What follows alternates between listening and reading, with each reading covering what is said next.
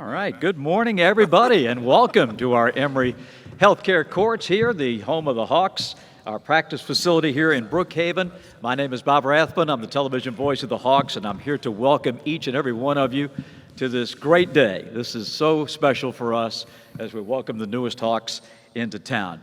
Joining me here, Atlanta Hawks General Manager Landry Fields, 2023 first-round draft pick Kobe Bufkin, who went number 15 overall, 2023 NBA Draft Night acquisition Mouhamed Gueye, and 2023 second-round pick Seth Lundy, taken 46th overall. We welcome them, and we'll hear from them in just a moment. We also would like to welcome those of you who are watching on the Bally Sports Plus and also the app and also ballysports.com. So welcome to Atlanta. We're glad that you're joining us for this momentous day. And, of course, to the moms and the dads and the family and friends and the representation for all the players, we welcome you. Welcome to the Hawks family. It's great to have you here. All right, let us begin. And I'll start with Landry. And just, Landry, get your overall take on the draft process this year. The process has been great. And really the reason that these three gentlemen are sitting up here is because it starts years ago. You know, scouting these guys, the camaraderie that we've had in the front office to really band together, unify, and make sure that we have a sound process has been very important for us. And for us, it's sort of nerdy to say, but it's sort of like a Venn diagram as we're taking the external and the internal and trying to find what is happening there in the middle. And with these guys, like, they meet all of that from a Hawks DNA standpoint and what it means to be a Hawk, the internal drive that every one of these guys have, you know, the work that they put in, the intelligence, the IQ, the grit. All those things are very important for what we're doing and what we're building here with Quinn and his system. And I couldn't be more excited. I mean, it's my first draft sitting in the seat. And to have these three gentlemen up here is truly special for me. They're three guys that we targeted early and really wanted to be a part of our process moving forward. So to sit with them up here is an honor for me. I hope it's for them in time, if not now. And we're really excited about the building blocks that we have here for the future. Fantastic. Well, I'll ask the guys. Let's go back to Thursday night. Seth, I'll start with you at the end. What was it like when you heard your name called? Yeah, the feeling was surreal. You know, it's just like a moment you dream of your whole life. You work so hard for this moment, and you know, the blood, sweat, tears that you've been through and put your body through, a lot of sacrifices, and you know, to actually have that feeling, honestly, it was the best day of my life. So you know, I'm looking forward to get to work and get better. Kobe? Just piggybacking off that, I mean, he pretty much took the words out of my mouth. I mean, it was one of the best days of my life for sure. Hopefully, there's better days down the road. We can bring some championships to the town. But no, it was a great moment, and it was good to see the hard work pay off. It was good too. It was like a relief for me and my family. One of the best days of my life too.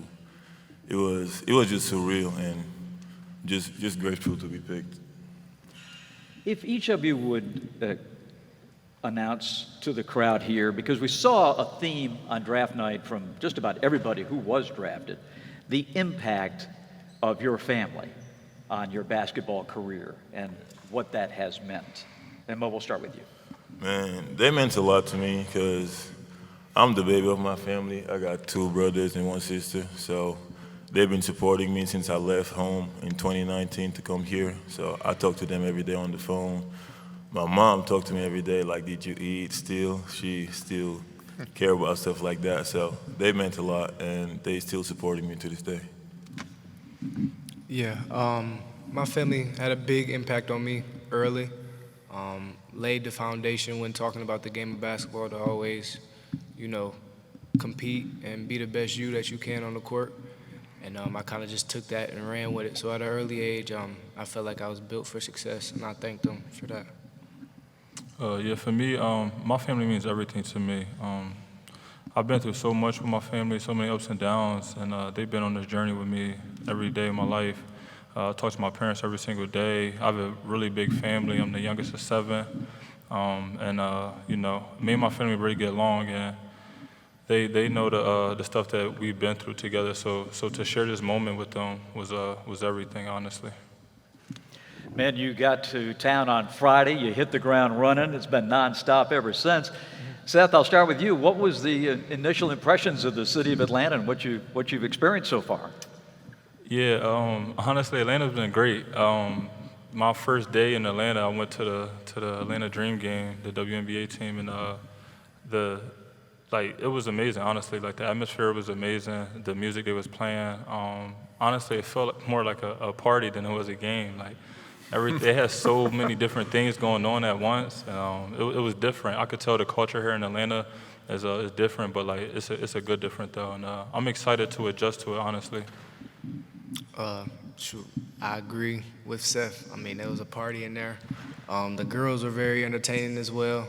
I wish they could have pulled one out, but it was just exciting to see.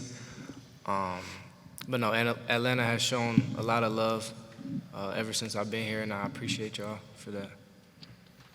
Yeah, the game was really fun. Like they said, it was like a party. And just appreciate like the people in general, like how happy they are, how joyful they are. Like everybody show love all the time on social media, in person. It's just blessed to be here. Well, we're thrilled to have you. Yes, sir. It's outstanding.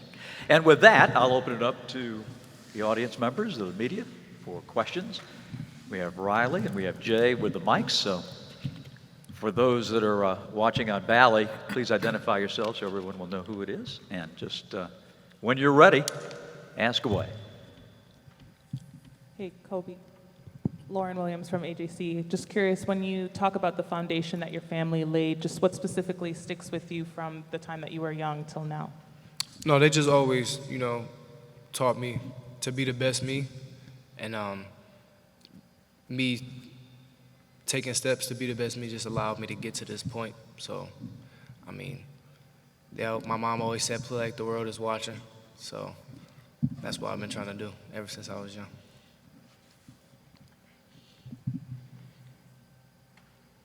Next. There, a hand goes up. Since both of you are from the Big Ten, what have you seen in each other's games that you're looking forward to playing with each other? Let me go first. Playing against Seth, I don't like to talk about it too much, but when we played Penn State at their crib, it wasn't too pretty for Michigan. He's shown on full display what he can do defensively, and then also on the offensive end, the three-point shot, the versatility getting to the rim. So he was definitely a staple on our scouting report, so I'm excited to play with him for sure. Yeah, I mean, playing with Kobe and just the Big Ten in general, the physicality that the conference brings, and I feel like, the pace also that they played that translates to the NBA. So playing against him was, obviously he was one of the main guys on the scouting report. He brings a lot to the table with his versatility, the different ways he could score, coming off pick and rolls, but also, getting to creating his own shot. So, playing against him wasn't fun as well either, but, looking forward to playing with him now, so. We beat them at Michigan, too. Just want to clarify that. Yeah, we split 1-1. Hi, guys. Kevin Taylor, TaylorMade Sports. And this is a question for all three of you. Have you talked to any of your upcoming teammates? And if so, what have they maybe mentioned to you or given you any words of encouragement to start? I'll take that one. DeJounte and DeJounte reached out to me right when I landed, and a couple of the other guys have reached out, but specifically DeJounte FaceTimed me and just encouraged me to get into the gym immediately and keep working hard. Hopefully we can link up in Vegas, he said. So I'm looking forward to working with those guys for sure. Yeah, for me, DeJounte had reached out and texted me like the morning of the draft, and he was basically just telling me like, all right, like congratulations, stuff like that. Now like it's time to go to work though. Like all that work you put in, like don't be satisfied, and just keep that same hunger and let's just build off of that and get better. Yeah, same here. DeJounte was the first one texting me too. He texted me the night of the draft. Jalen did too. He was just saying the same thing, like that's when the work starts. We're going to keep working. Don't remember where you're coming from. Don't remember keeping the work. And it was just supportive. Colin Beasley with the AJC. Seth, you said that the city of Atlanta was different, but a good kind of different. If I'm seeing correctly, I believe you have different tatted on your arm as well. So what does different mean to you?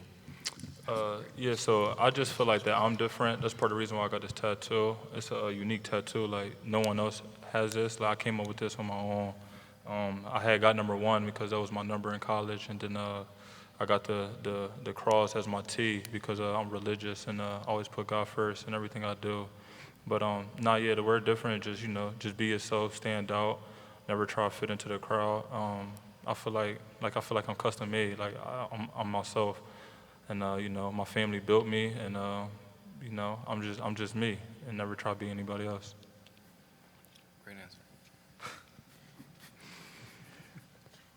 Sam Crenshaw. I'm sorry. You got one? Okay. Sam Crenshaw, CW69 and 92.9 The Game. Just a question for each of you, or any of you want to answer it. How much have you observed this team in the past season or two? And what we've been doing here recent years? I know from watching, whatever you do, do not get Trae Young mad. I know that. He's the type of player, like, when the crowd talk smack to him, it's just a whole different level with him. But I mean, the team in general, I feel like it's a good overall team, and definitely hit it in the right direction, and just add a few pieces and be a championship contender. So I'm looking forward to getting to work and bring my versatility with shooting to the team. Based off watching last season, obviously, we went through some ups and downs last year, and being able to, just stay on track and staying resilient to the process. They obviously made some noise in the playoffs that showed that they can compete at the highest level. The defensive energy from DeJounte and AJ and those guys really stuck out to me, and I'm just looking forward to being able to add to that energy. Yeah, I would say the main thing I remember is just competing. Like, no matter what we was, like the series in regular season, playoff, playing, just to them competing every time. I think that's the thing I remember.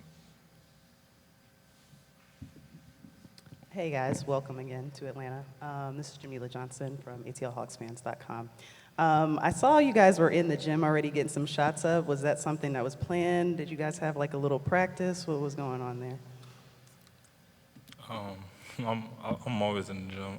I definitely, I reached out, wanted to get in the gym, and they said I'm family now. So anytime I want to get in the gym, just let them know, or eventually I'm gonna, get access to it soon. So I'll be able to come whenever I want. But not yet. So we planned out a little schedule over the weekend, honestly, for us to get some work in. But I also been getting some work in, some extra work in by myself.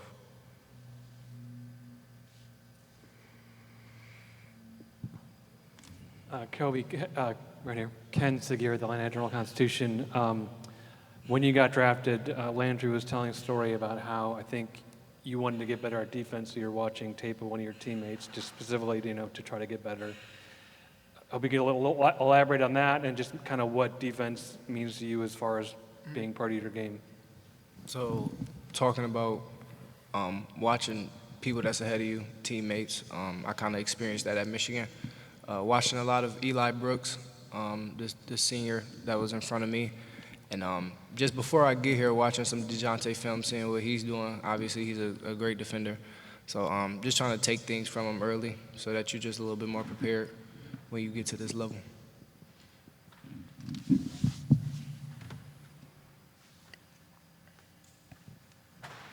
Hey, this is Mouhamed. This is Donnell Suggs, the Atlanta Voice. You doubled your scoring average from your freshman year to your sophomore year. What do you think, as far as in regards to scoring, that you need to improve on this level now? I think definitely shooting. Shooting still kind of my main focus on offense, because in this level you got to be able to shoot, to space the floor. But I think just working on my game overall, I think I got a lot to grow, and I think I will grow in a lot of aspects too. This is for all three of you guys. Lauren Williams with the AJC. Have you guys gotten a chance to talk to Quinn Snyder since you guys have been here? And if so, what have you learned from him? I'll go first. Coach Q is a great guy. We had a lot of conversations with him. You can tell from the jump that he's a coach that demands a relationship from his players, and that's something that I enjoy. I love being able to talk to the coach on and off the court. But not as far as what I've learned, just looking forward. If I were to get into coaching, that's how I would want to approach my team. So. Yeah, I think Quinn a great guy. I think I learned that he really into details. He like details a lot, and I'm just looking forward to see how he coach, how he gonna push me to be better, and I'm excited to work with him too. Yes, I've had a conversation, one-on-one conversation with him already, and he told me about his process on how he got here and stuff like that, and but also like we've had dinner with him, and I feel like he's a jokester off the court. Like he was joking around a lot, you know, coming around the tables and you know, talking to us, but you know, trying to build a relationship with us, and like Kobe said, I feel like that's important. I value that a lot. I feel like the best teams in the world, and the winning teams, you know, they have that relationship off the court with the coaches and the players as well. So. Landry, this question is for you. You said you've been watching these guys for a while. Can you kind of maybe go into a little bit more detail as to maybe was it anything or other factors that you liked about these guys for you to be able to draft them now? Yeah, no, that's a good question. So, you know, starting with Seth, you know, kudos to Mo. He's been scouting the NBA. At this level, having the ability to shoot is crucial. Don't always have to have it, but it comes at a premium at this level. And he's a guy that, when you watch him, there's a difference between a guy that shoots him because just they can, and there's a guy that knows they're a shooter, and like they have the identity of that. And that's what Seth has. And he's got an NBA body today. And for us and how we're trying to build, like shooting is a premium for our system. And that's something that is going to be really good for us. And with Kobe here, you know, the versatility that he has with the ball, without the ball, like watching him from year one to year two, the defensive mindset that he has, you know, having a chance to talk with him at the combine is very rare to have a lot of the tools that you see externally, but the internal drive and the IQ that kind of brings it all together. Dwight Lutz in our front office has said that feel actualizes potential. And for Kobe, like that is something that is crucial.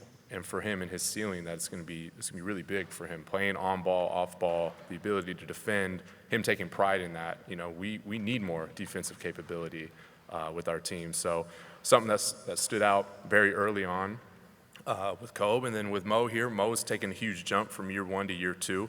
You know, he's got an unbelievable wingspan. Wish I had that. I was a player. And the tools that he has at his size is rare. You don't see that very often. And just our assessment of him and his athleticism and the body type that he has, his ability to move his feet defensively to where we can see cross matchups, that's something that he's going to grow into. He mentioned his shooting earlier. He's not a non-shooter at all. Like, he can shoot the ball, but we want to get that to a consistent level to where he's an unbelievable threat on both sides of the ball. And that's something for him he's going to grow more and more into, but the potential for him and all three of these guys is really, really high. And I think that we have the staff to absolutely get the most out of them. And I'm excited for them to watch their development over the next few years, however long that is. Like, we're excited about the process with all of them.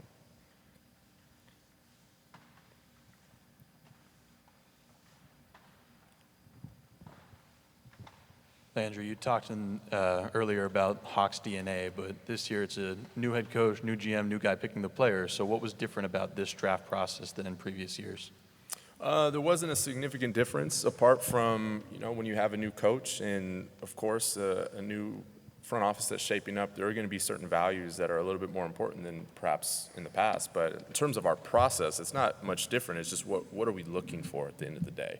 Like, a hallmark of a Hawk is humility. You've got to have humility, and you got to have a hardworking attitude that pairs with it. So when you have that humility, you're able to take in the coaching, and you cannot develop if you cannot take coaching. And all three of these guys, they have that. So that's an absolute essential to being a Hawk. So when we talk about Hawks DNA, like that will always come up first, is the humility and the drive to be the best player you can be, because development is another value. And for these three guys, they have growth mindsets. And this is a league that's ever evolving, so if you're not evolving yourself, eventually you become irrelevant, and that's just the facts of the matter. So we need to get a leg up on all that and make sure that all three of these guys and all of our players continuously have that developmental mindset.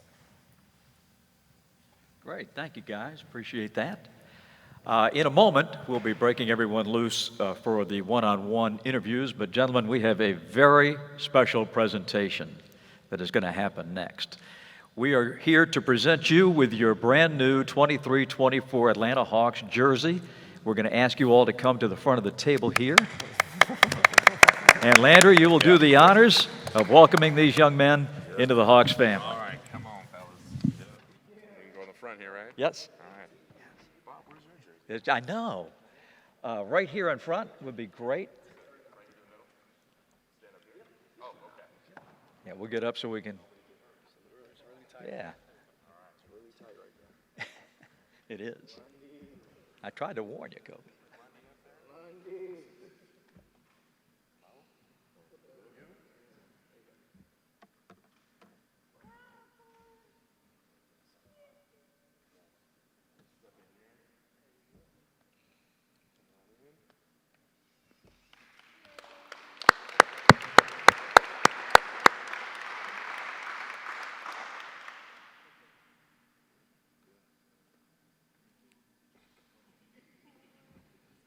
Great. Oh. No turnovers. Don't post that. Great. Thank you, guys. Congratulations. Welcome to Atlanta. Thank you all. Let the one-on-ones begin.